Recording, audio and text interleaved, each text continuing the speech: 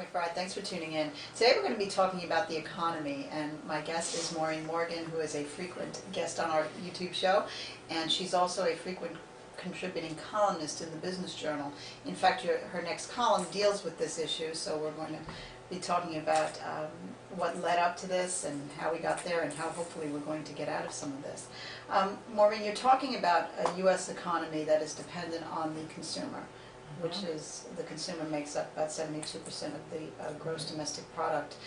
You're also talking about a consumer economy that is built on pillars of sand. So why don't you talk about that, explain to us what this is all about, and we could talk a little bit about Black Friday. Certainly some of our retail numbers that were up a little bit, not as much as the retailers would have liked, but up a little bit over last year. So let's just get into a little bit of background. Well, just the notion that the economy is built on 72% consumer spending should suggest right away that it's built on sand, because that means you have to, since there's no saving, that means that people are using all their money and more, because they're spending actually 103% of their earnings, which means they're going into debt steadily down. Now, they don't have. Friends, it doesn't take a genius to figure out that's unsustainable. It's just plain unsustainable.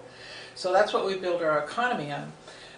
So it's very interesting to see the difference between how the government is responding to this. And that caused me to really look at Keynes, John Maynard Keynes, who was such an icon. Of course, he's been dead for 50 years, and they say when you, it's popular to lean on economists that have been long gone. I don't know why that is. But the opposite one is Milton Friedman. Mm-hmm. And the importance of that just didn't strike me until I looked at the two of them.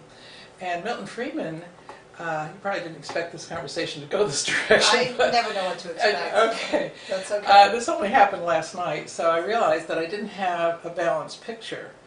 Milton Friedman, as far as I can understand, believe me, this is a very shallow view of these two gentlemen, because they're very, very complicated. And I'm not an economist, but I find that actually an advantage, because you don't get wallowed into the subject. Milton Friedman apparently was very pro-business and was very anti-regulation. Now that should kind of ring a bell as to where we are today.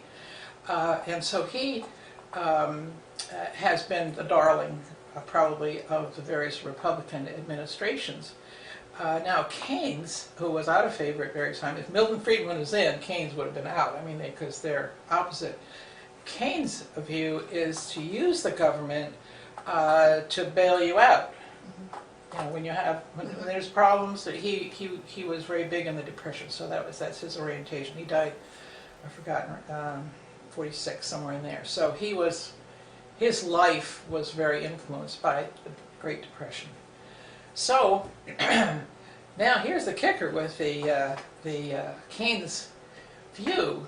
If you use Keynes' philosophy when times are good, which means you're running up debt when times are good, that actually brings on bad times. Now, I find that really quite fascinating because that's exactly what has happened. We have run up this huge debt when times are actually good. So that means now we have bad times. And of course, Milton Friedman's view that regulation, as little regulation as possible, he was extremely pro-business, which is nothing wrong with being pro-business, but we can see where we are today, how that can run amok, big time. So that is where we are.